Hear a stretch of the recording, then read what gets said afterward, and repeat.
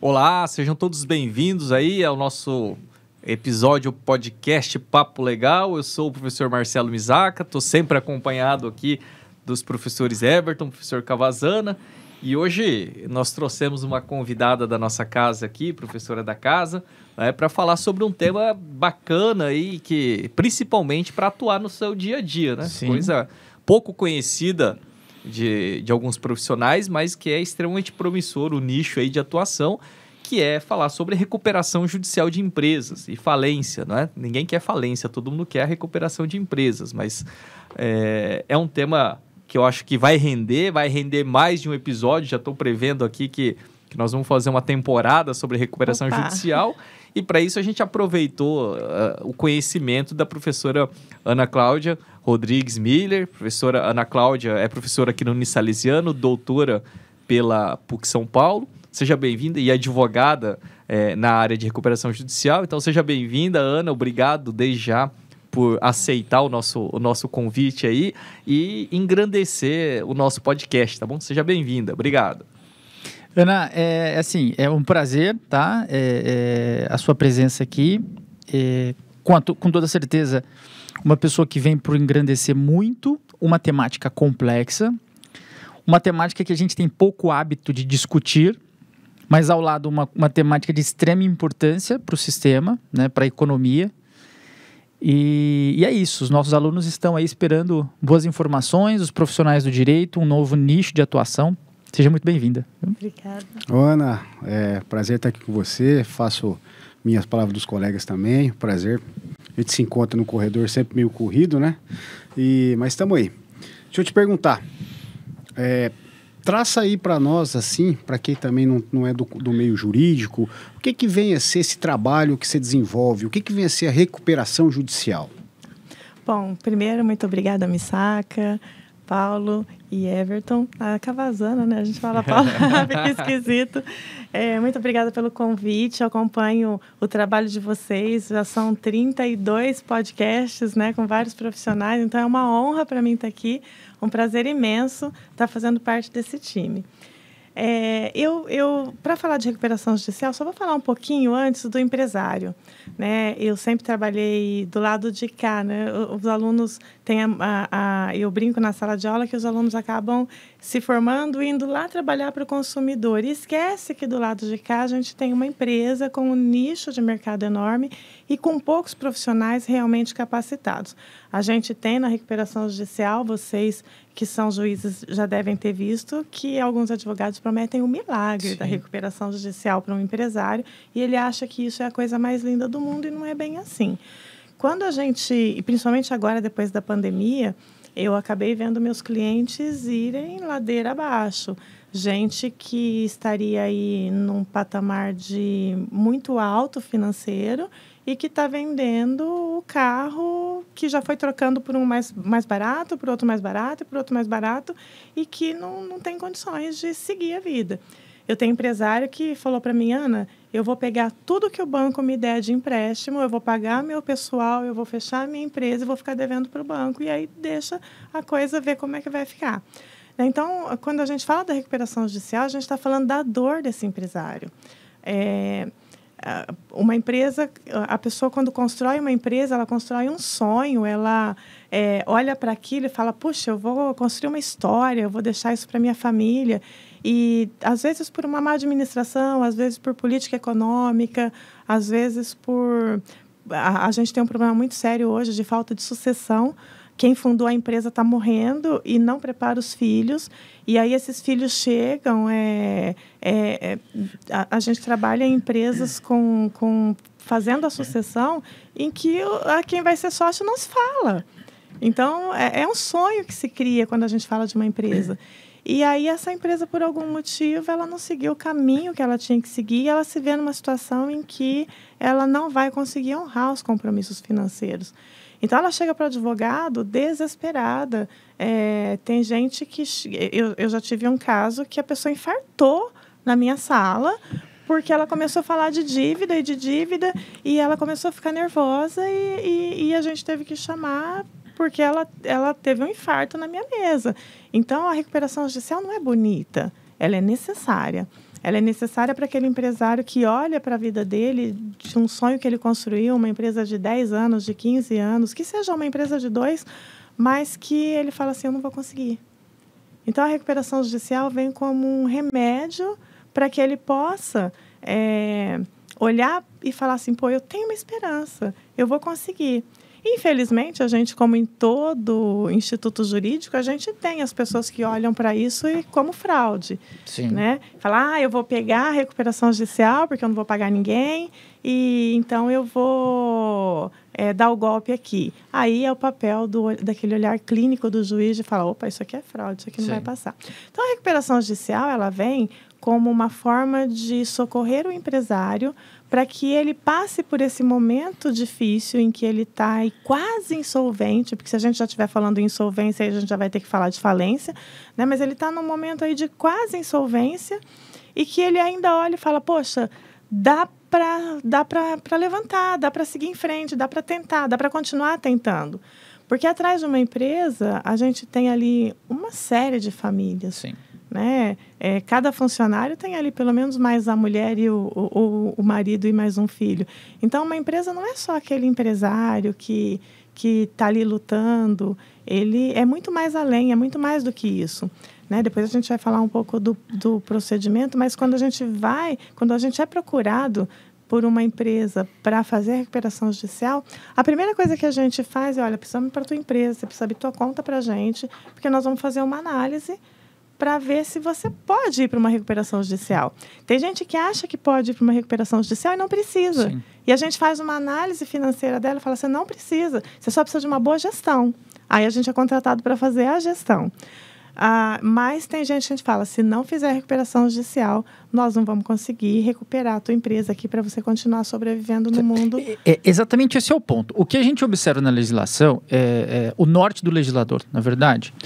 O sistema fez uma opção. Ele prefere uma empresa com dificuldades caminhando, né? E o empresário gosta da expressão engrenagem girando, do que uma empresa com dificuldades fechada. Sim. Então, antes nós não tínhamos essa ótica. E eu acho que vale a pena, né? O custo-benefício da legislação vale a pena. Com certeza. É verdade que credores, né, numa ótica simples, né, eles terão um recebimento de seus créditos, talvez de uma forma diferente. Mas o que eu queria é exatamente esse start inicial. Eu sou empresário. Quando é que o Paulo, na condição de empresário, chega para a Ana falando, seguinte, eu acho que eu preciso de uma recuperação. Então, como que é essa análise objetiva, Ana? Como que é esse início? A gente vai para dentro da empresa, Sim. Vai para a contabilidade da empresa. Então, aí a gente tem toda a recuperação judicial, você vai ter uma equipe de finanças e uma equipe jurídica. Certo. Então, a gente tem nossa equipe de finanças, que é de Ribeirão Preto, e aí eles vêm e fazem uma análise financeira. Então, a gente vai analisar débito, crédito, como ele está, vai analisar fluxo de caixa, vamos analisar como é que está o número de credores, vamos analisar se tem débito trabalhista, não depositou fundo de garantia, não vem depositando os encargos e tudo mais. Então, a gente dá uma análise para ele e aí a gente analisa também qual é o rendimento dele mensal, que é que ele está tendo ali de lucro mensal, né? E aí a gente faz uma análise de, olha, dá para a gente não fazer uma recuperação judicial, a gente só vai reorganizar uma consultoria. Uma consultoria, isso. A gente vai negociar com o banco, que é o mais difícil, e vamos dever para o banco, porque a gente negocia com ele sem recuperação judicial, você consegue continuar seguindo. Então, a gente pode dar esse diagnóstico. Agora, quando a gente olha e fala assim, olha, se ele continuar pagando, ele não chega ao final do ano, a gente brinca, você não come peru no Natal. Ele fecha as portas. Ele fecha as portas, então, nesse momento, aí a gente é sempre em cima de números, tá? Sim. A gente senta com todos os sócios ou com o principal e coloca para ele o mapa de como é que está a empresa dele, o que seria possível numa recuperação judicial, explica para ele o que é recuperação judicial, porque quando você fala de recuperação judicial, você tem que olhar para as classes e ver, olha, eu tenho a classe trabalhista, que é uma classe que eu preciso manter. A classe trabalhista é a mais fácil, voltando um pouquinho só para quem está ouvindo entender. Quando você entra numa recuperação judicial, você olha para todos os seus credores, então e fala assim, bom, como eu vou pagar isso? São estes os credores, dos quais eu preciso pagar. Isso, e esse como é o ponto que eu vou pagar isso? E aí esses credores, num momento futuro, eles vão dizer, olha, eu concordo em receber dessa forma. Entendi. Então, no primeiro momento da recuperação judicial, a gente tem uma análise técnica financeira. E aí, dentro dessa análise, vamos para a recuperação. Então, aí nós temos que fazer toda uma preparação do sócio. A gente já teve sócio de falar assim, não vou falar para minha família. Fala, filho, como você não vai falar para sua família? Não, como é que eu vou dizer para minha família que agora vai ter que economizar? Porque agora vai ter que economizar. Você pode chamar sua família aqui que eu vou falar com ela. Então, é um momento de muita dor, Calazana, muita dor para o empresário quando ele opta pela recuperação judicial. Mas ela dá um fôlego. Ela dá um fôlego ali de 180 dias para que ele suspenda os pagamentos sem que alguém possa penhorar patrimônio, penhorar conta bancária, sem que possa... para que ele possa organizar o dinheiro. Juros, correção. Isso. Interessante. Então, execução, ela suspende. Dá um pause na vida econômica. Dá um pause. Isso. Tá. Né? E uma coisa que não tinha e que agora tem, que é a empresa entrava em recuperação financeira, mas não entrava tributo. Entendi. Então, eu poderia continuar tendo execução fiscal. E agora a gente consegue também colocar o tributo na recuperação judicial. E no tributo aí é uma briga boa e é uma briga que o empresário sai ganhando. Porque o poder público não quer ver ele fechar. Não é bom que uma empresa feche, como você disse. Então, a gente acaba tendo aí nos tributos 70% de desconto. Entendi. Nas tentativas de acordo da recuperação. Eu estava escutando você falar assim, parece que esse botão que o legislador colocou é para socorrer, me corrija aí, vocês até me falam se eu estou errado, o empresário honesto, não é? Sim. Porque o botão vermelho de emergência está ali, né? Uhum. Porque aquele cara que é picareta, vamos falar o cara que tá o dono na praça, ele não quer nem saber de legislação protetiva, né? Ele vai lá e fala, fechou as portas, tchau, tô indo embora. Mais ou menos isso, não é? Mais ou menos isso. A gente teve um pedido de recuperação que eu recusei, porque quando você entra numa recuperação, você também leva o teu nome para ela. Claro. Né? E eles prepararam uma fraude para a recuperação. Ou seja, a empresa judicial. Estava saudável. Sim, e eles queriam ganhar crédito, basicamente, nas costas dos outros. Exatamente. Achando que não ia pagar a classe trabalhista. E era uma rede de supermercados numa cidade. E eles tinham mercadinhos pequenininhos. E o sonho era fazer aquele supermercado que parece um shopping e tal. Construíram, gente, do outro lado da rua. Entendi. E todo mundo sabia, cidade de médio porte, todo mundo sabia. Sim. Quem são? Quem eram as pessoas? Aí disseram que os outros mercadinhos estavam quebrados. Entendi. E entraram com a recuperação. A hora que chegou, aí vem o problema do profissional. Então, o profissional que trabalha com recuperação judicial, ele tem que ser muito centrado e ético, porque propostas vêm para você... doutor, eu te pago R$100 mil de honorário para a senhora só dar entrada na recuperação judicial para o juiz aprovar. Mas você está dando entrada numa fraude. Sim. E eu acho que depois os juízes me dizem, mas eu acho que o juiz também olha para o advogado e fala, esse advogado aqui, chegou a ação dele, é complicado. Né? Então, e eles vieram para contratar nosso escritório, nós fizemos até a análise financeira deles. Na análise financeira, a gente falou, você não está quebrado. Não tem motivo. Não tem motivo. Né? Tá lá todo o caixa indo desviado, passa na conta daqui, dali, mas você consegue ver numa planilha de finança bem feita. E eu falei, não pego. E, então tá bom, não pega, vai dar. Mas a gente soube. Entrou, o juiz não deu, disse que era fraude, está numa fase de agravo, mas o tribunal também não vai dar. Sim. Então, a recuperação judicial, ela exige que realmente uma análise... O advogado ganha dinheiro na recuperação judicial? Gente, ganha. Você contrata, é um contrato fixo de 2 anos, se você trabalhar bem feito, porque o advogado pode ser substituído, mas você ganha dinheiro. Só que você não pode achar que o dinheiro é tudo. Porque depois daquela vem outra. Faz 20 anos que eu trabalho com recuperação judicial com essa empresa. Essa empresa tem 30 anos no mercado. Ganhamos um prêmio semana passada fugiu o nome. Escritório especializado para recuperação. Sim, escritório especializado de recuperação. A TMA, nós ganhamos o prêmio da TMA de melhor escritório de finanças e jurídico em recuperação judicial. Então, assim, é um trabalho que eu me orgulho de fazer, mas é um trabalho que tem que ter responsabilidade, assim como tudo. Sim. Mas nesse eu acho que muito mais, porque nós temos uma recuperação judicial de uma empresa aqui em Floreal e são 5.000 funcionários. São 5.000 funcionários que estão ali por trás daquela empresa fechar ou ela continuar. Então, a recuperação judicial, ela socorre o empresário, ela dá um fôlego para ele de não pagamento por um período. Esse fôlego é justamente para a gente preparar o plano de recuperação, para que o juiz aprove o plano, para que as classes votem nesse plano, para que a gente possa, então, começar a executar esse plano. Então, esse fôlego não é um calote institucionalizado Sim. e autorizado pelo juiz.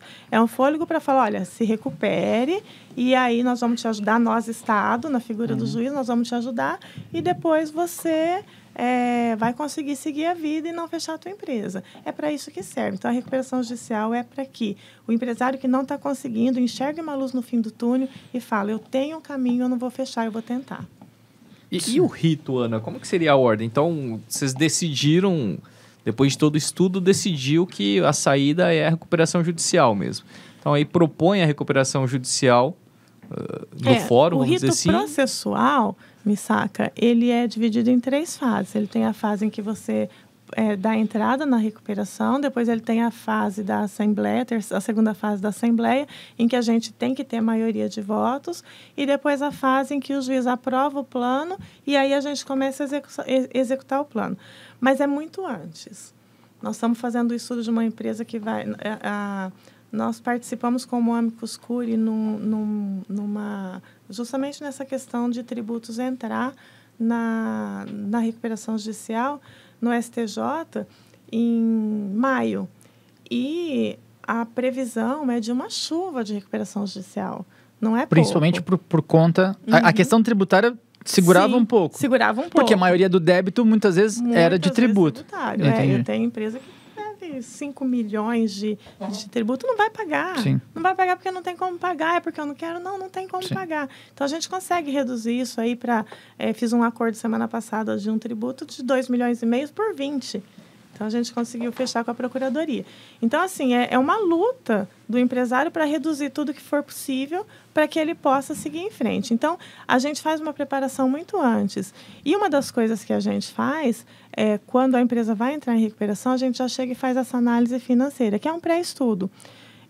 Quando a gente vai entrar, a gente distribui a ação e vai falar com o juiz. Sim. E mostrar para ele, porque ele precisa saber desse plano. Ele precisa ter uma ideia do que é essa empresa, se ele não está homologando uma fraude. Sim. Ali. Então, a gente faz... E ele é um estudo que não tem...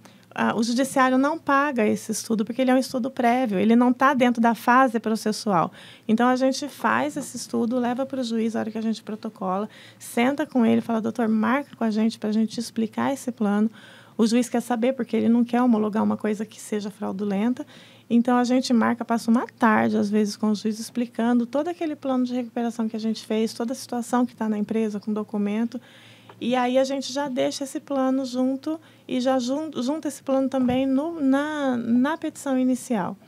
E aí, a gente vai para a segunda fase, que é a fase mais complexa, que é a fase em que eu preciso que, com esse plano...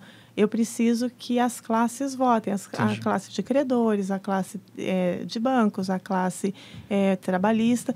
A classe trabalhista é a mais fácil, porque a gente reúne com aqueles 5.000 trabalhadores e fala o seguinte, olha, nós não queremos fechar, nós queremos fazer o pagamento e vocês vão ter que concordar de a gente... com esse plano aqui que a gente está te mostrando. Ninguém quer ser mandado embora, e o que eu tenho visto aí nesses 20 anos é que na hora que a empresa... A pessoa até fala mal da empresa dela, mas na hora que a empresa está quebrando, eles falam assim, gente, vamos junto para a guerra. Vamos salvar isso aqui. Então, eu vejo na classe trabalhista um empenho muito grande em falar, não, conta com a gente, estamos aqui. Os credores são um pouco mais difíceis, porque quanto maior o crédito, mais a gente tem que fracionar o pagamento dele ali. Mas o banco é mais difícil. Banco... Até muitas vezes pelas garantias, né, que ela pode então ter. Só para o nosso o pessoal que está nos ouvindo ali entender e não ficar muito voado na história. Pela lei de recuperação, a gente tem 3 classes de credores, né? Os credores com garantia real, que seria o banco, normalmente, que tem uma garantia real, os trabalhadores... E o credor por ignorantícia. O quirografário, né? O quirografário, desculpa. Que seria a terceira classe. E aí, esse plano de recuperação judicial, que seria uma proposta é como se fosse uma proposta de renegociação das dívidas, né? Ela precisa ser aprovada em cada classe de credores. Na classe dos credores com garantia real, na classe dos credores trabalhistas. A lei até fala, Missaca, que ela tem que ser aprovada por todos. Mas a gente tem casos em que, assim, o Banco Itaú é um dos mais difíceis. Então, a gente tem casos em que o Banco Itaú foi lá e votou e falou, não, para mim que fale. E o juiz falou, não, um credor? Não, eu vou dar a recuperação. Tá? Então, você entra com a ação, faz o plano e aí você vai mostrar esse plano para cada classe e vai negociar. Na verdade, assim, você mostra antes da assembleia. Não dá para você ir para uma assembleia... Apresentar lá no momento. Falar, olha, gente, aqui o Até plano... porque as pessoas precisam pensar, precisam raciocinar. Exato. Nem está no Código de Processo essa conversa antes com todas as classes. Mas se ela não for feita, eles não votam. Porque eles não sabem o que é, chega de surpresa, chega todo mundo muito bravo, muito nervoso. A classe trabalhista morrendo de medo de ser mandada embora, e se for mandado embora eu não vou receber meus direitos. Então, assim, é um momento muito tenso. Então, a gente procura antes conversar com todas as classes, negociar. A gente vai para a Assembleia quase que já sabendo quantos votos a gente tem, quantos votos a gente não tem. E, na maioria das vezes, só quem vota contra, quando vota, é o banco. Que tem garantia. Que tem garantia. E aí, Ana, por exemplo, vamos pegar a classe dos trabalhadores, uma empresa que tem 1.000, 2.000 funcionários. Os 2.000 credores trabalhistas votam ou eles constituem um representante? O voto é por cabeça. É individual? É individual, o voto é por cabeça. Então você tem que negociar com... E a maioria, como é que funciona? Não, a lei fala pra gente que eu tenho que ter o voto de todos os credores. Voto favorável? Voto favorável de todos os credores. Mas a gente nem sempre tem. Tem um quórum lá, deu quórum. Não é como, né? Vamos votar uma lei, não. Eu tenho que ter realmente o voto a aprovação de todos os credores. Porque seria mais ou menos aquela ideia do Código de Processo Civil de que eu não posso te obrigar a aceitar um acordo. Sim. Você aceita, você não vai receber, tudo bem, o problema é meu, mas eu não posso te obrigar a aceitar um acordo. Né? Então, é mais ou menos essa ideia que segue a recuperação judicial. Mas a classe trabalhadora, a classe trabalhista, quando você conversa e explica, e mostra os números, e mostra a projeção, nós não vamos perder o emprego, daqui 2 anos nós estamos todo mundo a pleno vapor de novo, todo mundo vota a favor. Os credores, fornecedores de matéria-prima principalmente, a gente trabalha muito com usina, e esses falam, poxa vida, mas eu acho que o credor de usina ele já está até acostumado com a recuperação judicial. Já conta, né? Como já está no risco do negócio. Mas eles pensam... É difícil porque você olha para a vida dele e aí um não paga, o outro não paga, o outro não paga, ele vai entrar em recuperação judicial depois. Então, você tem que ter um cuidado de... A nossa análise ela tem um cuidado de fazer com que o empresário que está entrando em recuperação se recupere, mas que a gente não quebre o outro, que é parceiro dele e foi parceiro a vida toda. Tem um limite de quantas recuperações, quantos pedidos podem ser feitos por uma empresa? Não, eu tenho uma recuperação em Brasília, eu vou para lá uma vez por mês, a gente já está há 10 anos em recuperação. Mas por quê? O que aconteceu? A lei fala para a gente 2 anos. Porque a lei fala, olha, recuperação de 2 anos, em 2 anos você volta. Tá. Mas a gente vai mostrando, foi cumprindo o plano, mas a gente teve esse problema aqui a gente teve uma nessa usina de Brasília, a gente teve uma bactéria na cana que a produção que era para ser, foi 30% a menos. E aí o nosso plano de recuperação daquela que não contava safra, com a bactéria. Não, aquele plano daquela safra foi um horror. Foi a primeira vez que a gente pediu a dilação de mais 2 anos para a recuperação judicial. E aí a gente mostrou. Eu acho, sabe, todo mundo está preocupado que essa empresa não fecha. Inclusive o juiz. Deve ser muito pesado um juiz dar uma decisão de falência para uma empresa, né? Você está dizendo para o cara, acabou, é ponto final. Então, todo mundo, se você vê a boa-fé, eu sempre acreditei na boa-fé processual. Se você vê a boa-fé ali, eu acho que o juiz fala, pô, vamos dar mais uma chance. Que aí vem a discricionariedade que a gente falou no começo, né? De você falar, olhar para a empresa e falar, não vamos deixar fechar, vamos levar adiante. Agora, eu não posso fazer um plano de recuperação e não cumprir. Sim, isso que eu ia chegar. Né? Porque... Você apresentou a assembleia, você aprovou o plano, você passou por todas as fases, você começou a cumprir o plano. E aí tem a possibilidade de terminar com o devido cumprimento, mas também tem a possibilidade de não se cumprir. Se não se cumpre o plano, a regra é falência. Falência. E assim, a primeira classe que a gente começa a pagar é a classe trabalhista, porque ele precisa sobreviver, o cara precisa levar comida para casa dele. Então, quando a gente... aí a gente até estava falando nos bastidores, tudo que é feito, todo pagamento, ele é feito com autorização do AJ, né, do administrador. Então, só voltando, quando o juiz aceita o plano, automaticamente ele nomeia um administrador judicial para que o administrador é a pessoa de confiança do juiz que mostra para ele, trabalha no processo, lida com os advogados, lida com os donos da empresa, porque o dono da empresa, na maioria das vezes, ele não acha que ele não é mais dono, ele não deixa de ser dono, mas ele não manda mais com toda a autonomia que ele mandava, né? Quem manda agora é o AJ. E esse administrador também é um papel espinhoso. Mas ele lida ali com o dia a dia da empresa, e ele é que vai levando, ele é que vai autorizando. Você fala, o juiz tem que autorizar 5.000 pagamentos? Não, o AJ vai olhando o cálculo que a gente apresenta mensal. Então, mensalmente, a gente faz um levantamento. Nosso plano era esse, o que a gente cumpriu. Se a gente não cumpriu alguma coisa, a gente comunica o AJ, comunica o juiz do porquê que a gente não cumpriu, porque o não pagamento de um fornecedor, de um daqueles credores, ele vem e informa o juiz, olha, não houve pagamento, e no procedimento decretação da falência. Já é o suficiente. Já é o suficiente.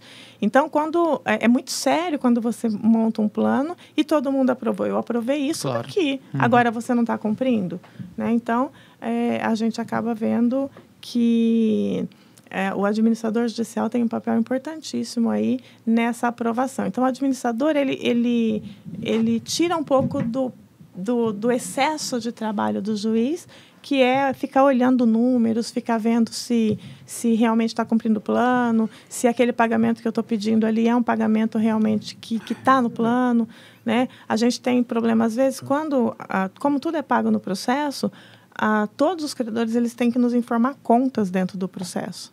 Eu só posso pagar pela conta ali. Eu não posso chegar e falar assim, então vou te fazer um Pix. Não posso fazer isso. Vou te dar um cheque. Nem sei se as pessoas ainda usam cheque, né? Isso, cortando, o AJ aí, o pessoal os acadêmicos, ele tem que ser um técnico. E quem seria um advogado, um contador? A lei mudou, né? Economista. Porque o AJ podia ser qualquer pessoa que nem nunca tivesse um contato com uma empresa. Aí a legislação mudou e hoje eu preciso que o AJ seja alguém especializado. A lei fala em um técnico especializado, ela não fala exatamente o que é especializado. Eu sou AJ, eu faço AJ de uma empresa só, mas eu não faço sozinha, porque eu preciso de toda a minha equipe. Uma assessoria. De toda a minha assessoria, porque eu não sei os números, eu sei o jurídico. Eu não sei os números, eu preciso que alguém me diga, porque eu vou estar assinando, o administrador judicial, por que ele tem que ser técnico? Porque ele vai estar se responsabilizando pelo que ele está autorizando pagar. Sim. E se der uma fraude, o juiz vai falar para ele, poxa, mas por que você... Confiei em você. E quem vai responder por essa perda vai ser o AJ. Então, não dá para a gente colocar qualquer pessoa ali que porque o AJ tem uma remuneração mensal. O que eu vejo na recuperação judicial é que as pessoas olham para a remuneração mensal que aquilo pode dar e falam, nossa, eu descobri o mapa da mina, porque é realmente uma remuneração alta. Você pega uma empresa que fatura 3 milhões no ano, você tem uma remuneração alta ali. O administrador judicial, o advogado, toda a equipe. Mas é muito sério o que você está assinando. Tem seu ônus, né? Tem um ônus. Então, eu estou vendo o rendimento mensal que eu vou ter como AJ, mas eu não sei nada daquilo. É muito complexo. É muito complexo. Principalmente mediação. E Ana, aproveitando a sua experiência, né? O que você pode passar para o pessoal da área jurídica? Vem dando certo? Né? Olha... As contas estão fechando, basicamente? Então, né? Ou as empresas elas não cumprem? O que é a rotina desse meio hoje? Tá. Aí como você falou dos acadêmicos e até dos profissionais do direito, a gente vê que as pessoas não dão... O estudante de direito, principalmente, ele não dá muito valor ao direito empresarial. Sim. Né? Sempre que a gente entra na sala de aula, ai, que saco, direito fazer empresarial. concurso para juiz. Então, mas é chato, né? mas não é chato, lindo. Eu sou professor... Administrador. Eu sou professor de direito civil e é chato pra caramba. Penal é mais legal. Mas empresarial, penal é mais legal, só. Não, direito empresarial é maravilhoso, gente. Vão para o direito empresarial. É que tem um ano só de direito empresarial. Então, o aluno não consegue ver o quanto que é lindo isso daí. Tá? Mas quando você eu sempre trabalhei em empresa desde quando eu comecei o direito. Eu comecei direito e fui para o jurídico de uma empresa. Né? Então, aí, a partir daí, só foi empresa. A vida do empresário precisa de um advogado. Sim. O advogado precisa fazer o contrato dele, precisa ver se está tudo certo. Uma linha que ele coloca lá não é nada daquilo que ele estava pensando. Então, a advocacia empresarial dá muito certo. E tem pouquíssimos profissionais capacitados. Porque se a gente falar, você faz qualquer coisa? Faço. Você faz uma ação penal? Faço. Eu vou ler, vou estudar, vou perguntar para alguém, vou fazer. Mas vai ficar boa como um profissional penalista? Não. Não vai, porque eu não sou penalista. E quando você olha para a recuperação judicial, está dando certo? Tá.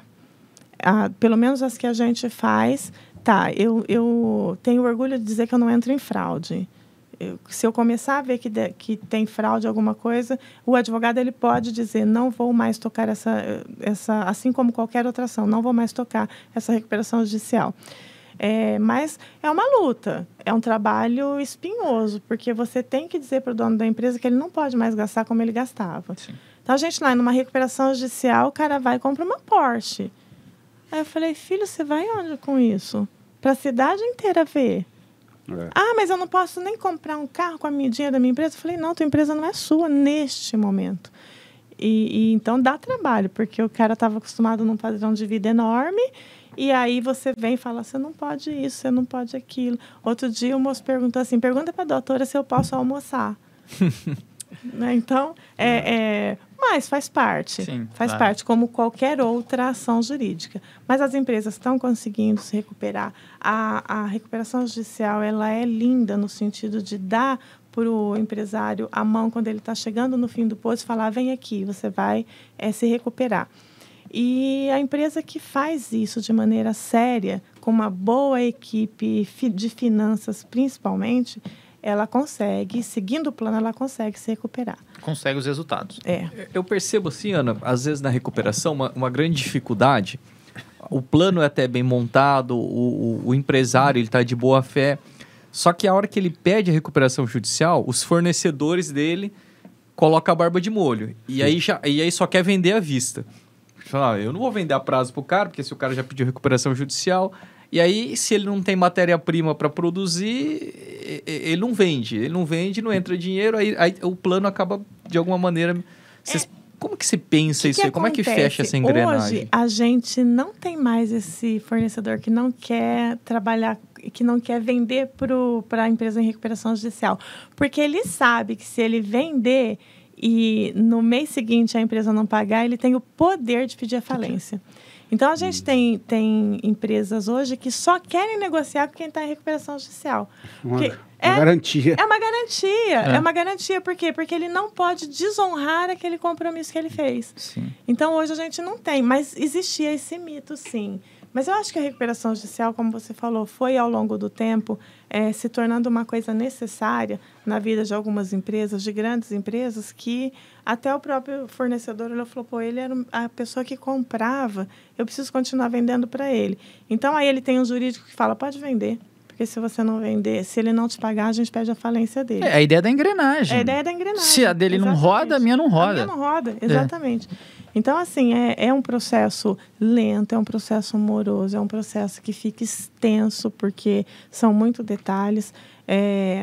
A gente gosta de colocar sempre tudo para o juiz estar acompanhando, porque é ele que vai lá no final dizer para a gente, bacana, vocês encerraram tudo certinho. Então, a gente precisa ter uma boa relação com o juiz, principalmente, e com quando a gente está...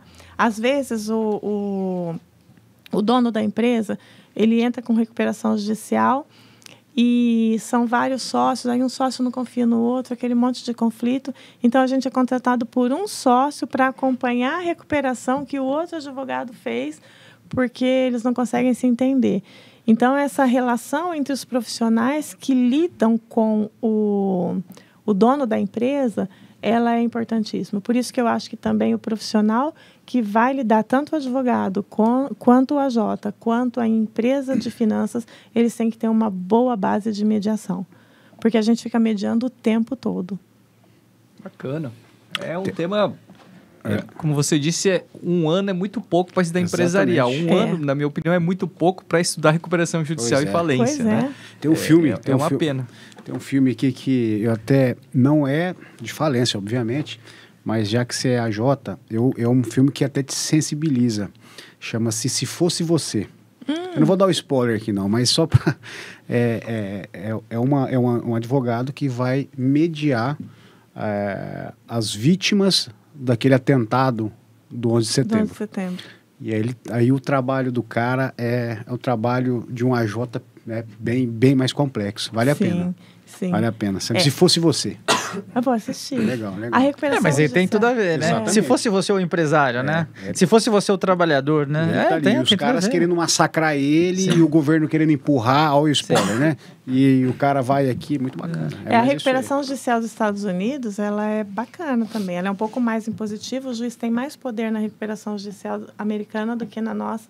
Porque se todo mundo, as classes votarem contra, mas o juiz falar, dá para fazer, ele determina... É isso que eu ia te perguntar. Existe uma tendência mundial nos procedimentos de recuperação. Sim. Então, você tem legislações, né, de todos os ramos, né? Todos os ramos. Todos os países já adotam esse tipo de procedimento. Sim, né? Inclusive no Japão tem uma coisa muito interessante que é meio que um pedido de recuperação judicial pessoal. Que se equipara hoje ao que estão tentando fazer aqui com a lei do superendividamento. É do consumidor, pessoa física. Mas no Japão, se você vê que você não vai... Como o japonês, em nome da honra, ele tira a própria vida, então a legislação japonesa ela vem e fala o seguinte, olha, se você não estiver dando conta... o juiz vai administrar, vai nomear um AJ na sua vida, ele vai administrar a tua vida, pagar... O Estado paga todas as dívidas dele para que ele não fique devendo para ninguém, para não virar essa cadeia de devedores, e ele fica devendo para o Estado. E aí ele vai fazer um plano de recuperação para ele devolver esse dinheiro que o Estado deu para ele. É muito bacana. Individual, privado? Individual, privado. A pessoa. A pessoa entra em recuperação. O pródigo. Pode ser o pródigo. O pródigo civil. Pode ser, mas... Aqui a gente prefere anular o ato. Interditar. Exatamente. E aqui agora sim, eu tenho algumas ações que eu estou entrando que aí é um pouco no... Contra banco eu gosto, né? Eu gosto de empresa, mas banco eu já acostumei a brigar com eles.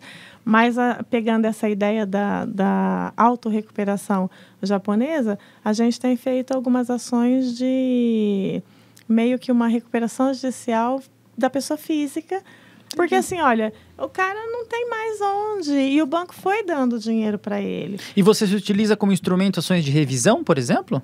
A ação de revisão também. Mas eu jogo tudo num contrato só para mostrar para o juiz o seguinte, olha, o banco sabia que ele estava assim super endividando. E mesmo assim nutriu. E aí a pessoa está com 90% do patrimônio, da renda mensal dela toda comprometida, e com 10% ela não vive. Aí a gente entra com uma recuperação judicial pessoal e falo, olha, nós queremos pagar o banco, mas nós queremos pagar o banco assim, vamos tirar 30%. Ainda não sei o resultado de nenhuma, porque são as teses jurídicas que a gente começa e é assim a desenvolver. É assim que evoluímos. Eu acredito que eu não vou ganhar nenhuma, para ser sincera. Né? Porque o juiz vai falar, calote institucionalizado. Mas talvez a boa-fé objetiva, ela caracteriza esse tipo de comportamento assim contratual. Exatamente. Não é? Você começa a colocar uma ideia no judiciário aqui e outra. Então, às vezes, as pessoas falam assim, é tão difícil. Gente, advogar é lindo. Eu falo para os alunos em sala de aula, advogar é lindo. O primeiro juiz da causa é o advogado. E aí você leva uma coisa... eu acho tão interessante que quando eu perco uma ação, eu olho a sentença do juiz e falo, pô, ele tem razão. Porque você sabe ver que você não acertou ali, ou que você não tinha um direito, ou às vezes até que você errou numa petição inicial. Então, assim, é muito bonito defender o direito de alguém, e quando você consegue plantar uma semente que vai crescendo, daqui a pouco o juiz olha e fala assim, poxa, vamos pensar nisso. Sim. É assim que a gente constrói, né? E eu penso, Ana, assim, de forma muito sincera, que o sistema da recuperação, ele é um sistema todo formatado nesse bem-estar social mesmo. Sim.